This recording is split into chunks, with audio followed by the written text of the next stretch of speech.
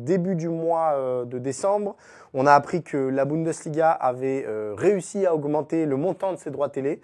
Pour la période 2025-2029, par saison, la Bundesliga touchera 1,12 milliard d'euros. C'était 1,1 juste avant. Donc on n'est pas sur une augmentation dantesque. On est malgré tout sur une augmentation, ce qui n'est pas le cas partout en Europe.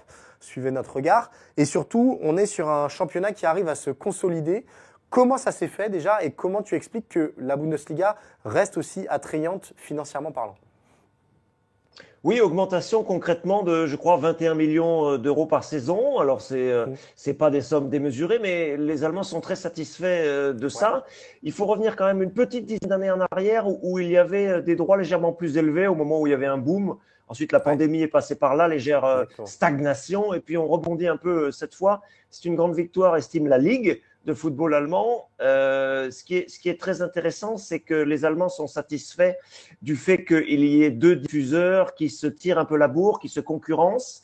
Il y a une émulation et forcément, ça tire un petit peu les chiffres à la hausse. DAZN et Sky se répartissent de manière maintenant assez équilibrée ce marché. Alors pour le téléspectateur, pour le fan de football allemand, on s'arrache un peu les cheveux parce que les Allemands, les spectateurs, les téléspectateurs auraient bien aimé pouvoir avoir un seul achat à faire pour ces Bien saisons-là sûr. et avoir leur équipe certaines sur leur écran chacune des 34 journées. Mais là, il va falloir répartir évidemment les abonnements. Concrètement, ce qui s'est passé, c'est qu'il y a eu une vraie bataille juridique entre DAZN qui voulait s'affirmer, qui voulait s'installer, et la Ligue qui voulait redonner à Sky, comme ça a été le cas depuis le début, la fameuse conférence du samedi. D'accord. Oui, Donc Sky, c'est un petit peu le Canal Plus français, si on devait faire une analogie. C'est le partenaire historique de la Bundesliga. oui, c'est le créateur de cette conférence. Les 4, 5, D'accord. 6 matchs en même temps le samedi après-midi à 15h30, c'est une institution en Allemagne et Ok. les fans considèrent que c'est leur rendez-vous du week-end. Donc D'accord. c'était vraiment quelque chose de très prestigieux. Sky l'avait inventé et Sky l'avait diffusé, hébergé depuis toujours. Donc c'est une grande victoire de ce point de vue pour DAZN sur le plan symbolique pour le samedi après-midi. Mais Sky se satisfait et estime qu'il a gagné lui aussi puisque il a le choix numéro un du match du samedi à cette heure-là.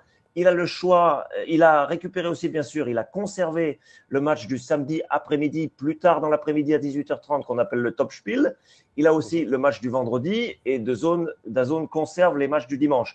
Donc cette répartition, ça revient à ce que je disais il y a un instant, c'est-à-dire deux diffuseurs qui sont obligés de mettre au pot, comme on dit, pour pouvoir Mhm. s'octroyer une partie de ses droits. Et je pense que ça joue, c'est un argument principal pour que les droits au moins soit stable et augmente. Alors après, les clichés, on peut les solliciter. Les clichés, c'est un spectacle des stades pleins, un spectacle sur le Bien terrain, sûr. une moyenne de but, l'une des plus élevées, la plus élevée souvent en Europe, Cyril. Donc je pense que ça participe aussi de l'intérêt du public en général, au-delà même de l'Allemagne, pour les droits télé de ce championnat.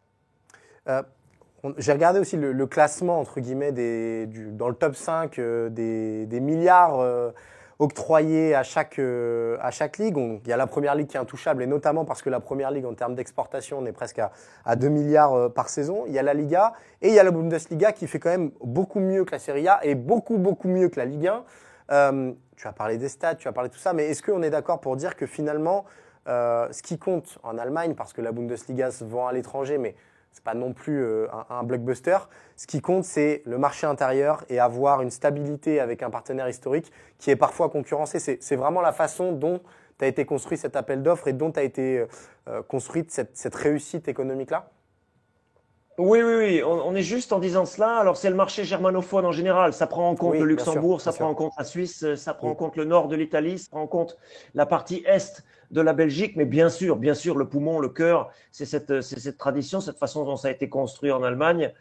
Sky dispose de consultants vedettes. DAZN s'est implanté de manière intéressante aussi sur le plan éditorial. Et on Ouais. en revient aussi à ce qu'on disait par rapport à l'émulation entre les deux. Il y a eu quand même quelques transferts de consultants aussi, de l'un à l'autre. Oui, je pense que ça participe, cette répartition intéressante et surtout le fait que les Allemands s'intéressent avant tout à leur championnat. Et ça prend en compte, il faut en dire un petit mot rapidement aussi, Cyril, la division 2, parce qu'il y a des énormes villes en division 2. On pense à Magdebourg, on pense à Hambourg, on pense à Dresde, on pense à Cologne, on pense à Düsseldorf.